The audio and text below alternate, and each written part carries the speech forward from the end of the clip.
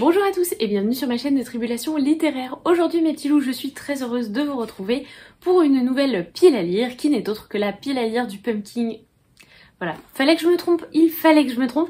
Non, cette fois il s'agit bien de la pile à lire du Cold Winter Challenge puisque le Pumpkin Autumn Challenge est sur la fin, hein, puisque je vous tourne cette vidéo le 21 novembre. Il ne reste plus que 9 jours pour terminer ma petite pile à lire qui est ici. Comme vous le voyez, il me reste beaucoup trop de livres, je n'aurai pas tout fini, mais je suis plutôt fière de moi et je trouve que cette année j'ai fait un bon challenge, mais je vous ferai un petit bilan au mois de décembre prochain. En attendant, j'ai concocté ma petite pile à lire, tout est dans mon bugeot et je n'ai plus qu'à vous dire ce que je vais choisir. Comme pour le Pumpkin Autumn Challenge, cette année j'ai décidé d'être un petit peu plus, raisonnable en termes de choix de livres et je n'ai mis à chaque fois qu'un seul livre pour chaque sous-catégorie, sauf parfois j'ai rajouté un manga ou une BD ou un truc comme ça, mais vraiment je veux voir mon challenge avancer et quand j'en mets plusieurs par sous-catégorie c'est vraiment la cata. Alors que voilà, par exemple pour Pumpkin Autumn Challenge, oui il me reste tout ça à lire mais finalement j'en ai quand même lu la moitié je crois et ça me fait du bien de voir que ça a avancé. Donc j'ai décidé de partir sur le même système.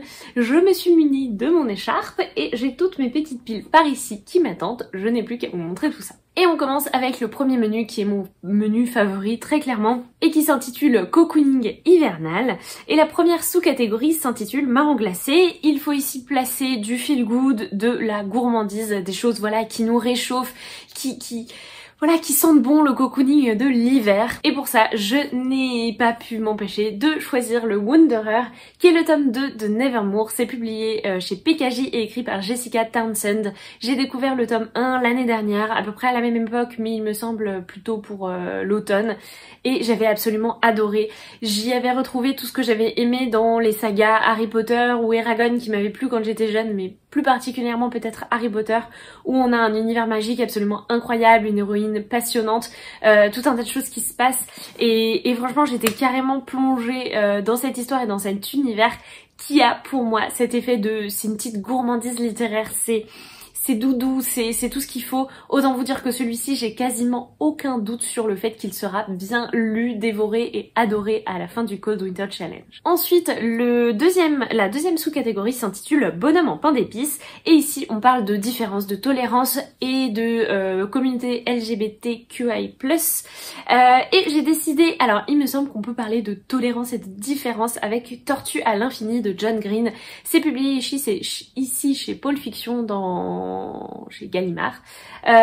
Ici il me semble qu'on va parler d'une jeune fille qui a quand même quelques problèmes psychologiques, elle a des obsessions. Donc c'est là qu'on parle de tolérance et de différence. C'est vraiment une héroïne qui est très différente de celle qu'on a l'habitude de suivre en young adult et j'ai très hâte de le découvrir. Il avait fait beaucoup de bruit au moment de sa sortie, j'avais entendu vraiment beaucoup d'excellents retours dessus. Donc je suis très curieuse de le découvrir. Bon là je suis pas sûre d'être dans le cocooning, mais de toute façon cette sous-catégorie s'intitule Vitrine de Noël et on parle BD, roman graphique, manga, album, etc. Et j'ai décidé de mettre une BD que j'ai très envie de lire depuis un peu plus d'un an maintenant. Il s'agit de Ces jours qui disparaissent de Timothée Le Boucher. C'est publié chez Glénat. Alors non, on n'est pas du tout dans le cocooning. Apparemment même c'est une lecture très prenante psychologiquement et émotionnellement, mais j'ai quand même très envie de la lire. C'est pour ça que je l'ai mis à cet endroit du challenge et même si je pense qu'elle pourrait rentrer dans d'autres sous-catégories, vraiment, celle-ci, j'ai très envie de la lire, d'autant que Timothée Le Boucher a également écrit Le Patient, que je n'ai pas encore, et 47 cordes qui vient tout juste de sortir, encore aux éditions Glénat, et qui me tente vraiment énormément. Donc voilà, si je pouvais commencer avec celui-ci de Timothée Le Boucher et enchaîner, ce serait chouette. Nous avons donc 3 lectures pour le cocooning hivernal et on passe maintenant au menu hiver sombre qui est, contrairement à l'hiver cocooning, franchement hiver sombre c'est vraiment pas ma sous-catégorie fétiche. J'ai beaucoup de mal moi avec tout ce qui fait peur, les thrillers, les choses comme ça, l'horreur. donc du coup je l'ai fait à ma façon, c'est-à-dire soft. Et on commence avec la première sous-catégorie qui s'intitule Scrooge, dans laquelle il faut lire quelque chose qui a un rapport avec des anti-héros, conflits, mensonges, et j'ai décidé de sortir une presque relique. Il s'agit du tome 3 des récits du demi-loup, Mère brumeuse. C'est toujours écrit par Chloé Chevalier et publié chez les Moutons électriques. Les 2 premiers tomes ont été d'énormes coups de cœur, même si j'avais laissé beaucoup de temps entre le tome 1 et le tome 2. Mais il y a des intrigues de cours, il y a des mensonges, il y a toute cette partie. On peut peut-être même pour certains personnages parler de anti-héros. En tout cas, c'est une saga que j'adore, une saga de fantasy dans un monde complètement inconnu, mais où la magie n'a pas vraiment lieu d'être.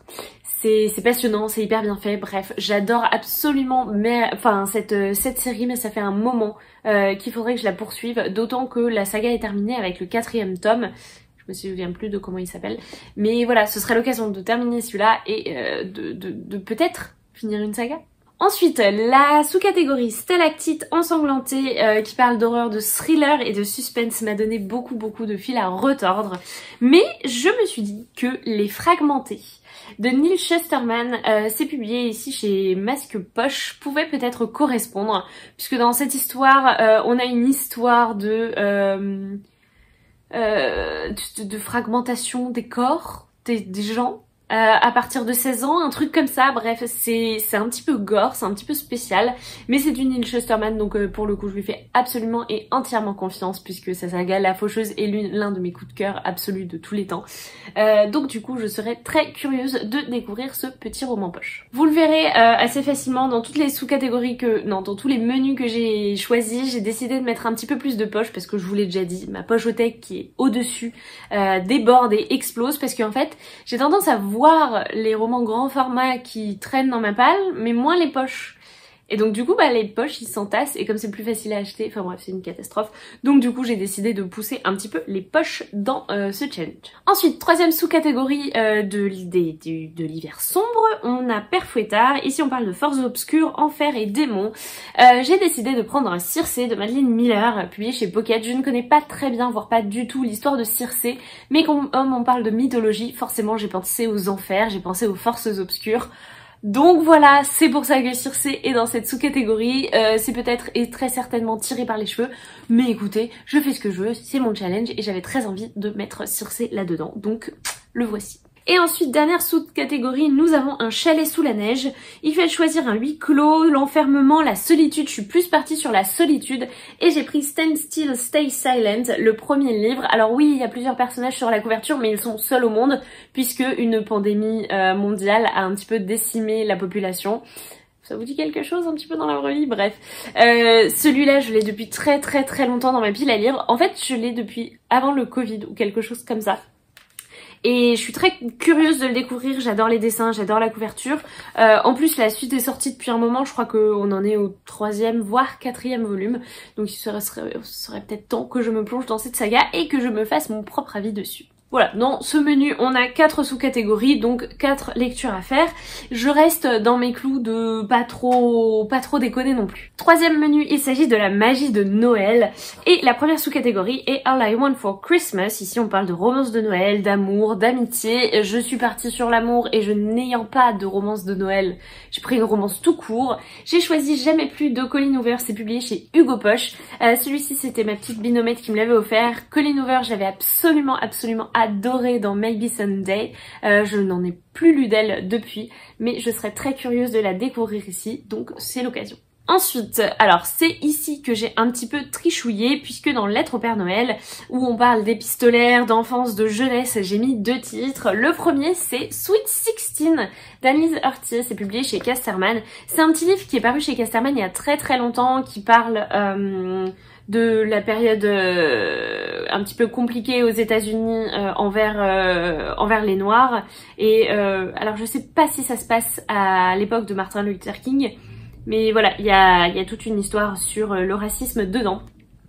À l'époque de sa sortie, ça avait fait énormément de bruit, ça avait été très apprécié, donc je serais curieuse. C'est un petit roman jeunesse, donc il est dans cette catégorie. Et l'autre, il est un petit peu coincé, j'ai oublié de le sortir, mais c'est pas grave, je vous mettrai une petite image ici. J'ai décidé de sortir le tome 3 de Bergère Guerrière, qui est une série BD jeunesse que j'adore absolument, et qui serait parfaite dans cette catégorie enfance et jeunesse, d'autant que le tome 4 est tout juste paru, et que je me procurerai très certainement à Montreuil.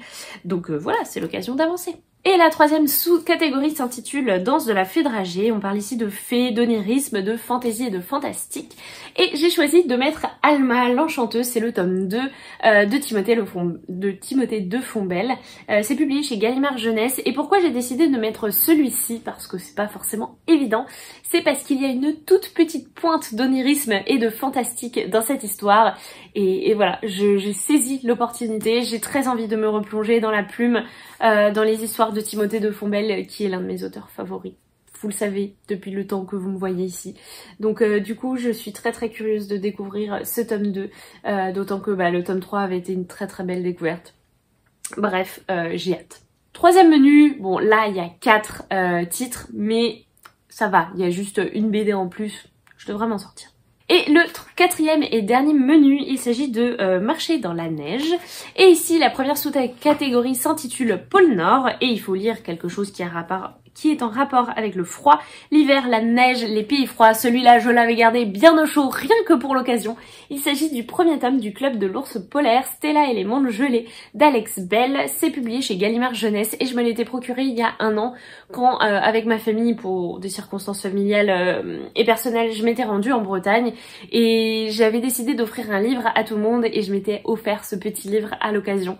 Et voilà, c'était pour cette occasion. Je l'avais pas mis dans le Cold Winter Challenge à l'époque, donc je ne l'avais pas lu, mais je l'ai gardé exprès pour cette période. Celui-ci, je pense qu'en plein cœur du mois de janvier, il va être parfait. Une fois qu'on a fait le pôle Nord, bien sûr, on fait le pôle Sud, et ici on parle de voyage, de cheminement personnel et d'évolution, et je trouve que celui-ci rentre dans toutes les catégories. J'ai choisi de mettre Les Chroniques de l'érable et du cerisier, c'est écrit par Camille Monceau et publié chez Gallimard Jeunesse. Et ici il s'agit du tome 2, Les Sabres des Sanada. Terme de voyage, on est bon, on est au Japon. En termes de, j'ai dit quoi, de cheminement personnel, je pense que Ichiro, son cheminement personnel, il est assez important, et il évolue vraiment énormément déjà dans le tome 1, et je pense que dans ce tome 2, il évolue encore beaucoup. J'ai très hâte de le découvrir, d'autant que j'ai rencontré l'autrice Camille Monceau à l'occasion d'une rencontre organisée par Gallimard Jeunesse, et j'ai rencontré une personne vraiment adorable, j'ai adoré la personne qui se cachait un petit peu derrière ce livre, et vraiment j'ai d'ailleurs une jolie petite dédicace au début de mon ouvrage. Bref, j'ai très hâte de découvrir la suite des aventures de Ichiro, et si je pouvais pendant mes semi-congés de Noël, parce que je prends pas beaucoup de vacances, ce serait le top. Et alors celui-ci, pour la dernière sous-catégorie qui s'appelle Forêt enneigée, on parle d'animaux, d'écologie, nature writing, etc. Je pense qu'on pourrait mettre là des rires en fond, parce que je vous représente. Celui-là, j'ai l'impression que je vous le présente depuis au moins 3-4 ans dans ce genre de sous-catégorie. C'est écrit par Jack London, c'est publié chez 10-18, mais en fait je me vois le lire seulement en hiver, donc c'est la fenêtre, elle est petite, et donc du coup voilà, ça rétrécit énormément, mais voilà, je pense que là ça va être le bon moment. Vous avez le droit de vous ficher de moi, notamment dans les commentaires, mais je pense que je peux le faire. On verra bien, hein, sachant qu'il était dans ma pile du Pumpkin Autumn Challenge de cet été, et que je le remets parce que je pense que je l'aurais pas fini. Enfin bref, j'arrête de m'enfoncer. Voilà mes petits loups, c'est tout pour cette vidéo, j'espère vraiment qu'elle vous aura plu. N'hésitez pas à me dire dans les commentaires si vous avez certains de ces livres en commun. S'il vous plaît, motivez-moi à en sortir certains, notamment si vous les avez lus. Je pense notamment à Martha Eden. N'hésitez pas, j'en ai besoin. Parce qu'en fait, je sais que je vais l'aimer, mais enfin bref. N'hésitez pas vous aussi à me dire si vous participez au challenge, quel livre vous allez mettre dans votre pile à lire. Je serais curieuse d'aller voir tout ça. Pour rappel quand même, parce que j'ai oublié de le dire en intro, le Cold Winter Challenge est organisé par L'Enluminé, qui a pris la suite de Margot Liseuse et qui nous propose voilà depuis l'an dernier le Cold Winter Challenge. Je vous mets sa chaîne et surtout la vidéo du challenge en barre d'infos si ça vous intéresse. Et n'hésitez pas à aller la voir, moi je la suis et j'aime vraiment énormément ce qu'elle fait. Voilà, je pense que j'ai tout dit sur le sujet. Très bientôt, je vous ferai une vidéo récap quand même de mon Pumpkin Mountain Challenge pour que vous ayez une idée de comment j'ai avancé, etc. Sur ce, je vais arrêter de blablater. Je vous souhaite de faire de très très belles lectures. À très vite. Et puis plein de bisous. Salut les petits loups!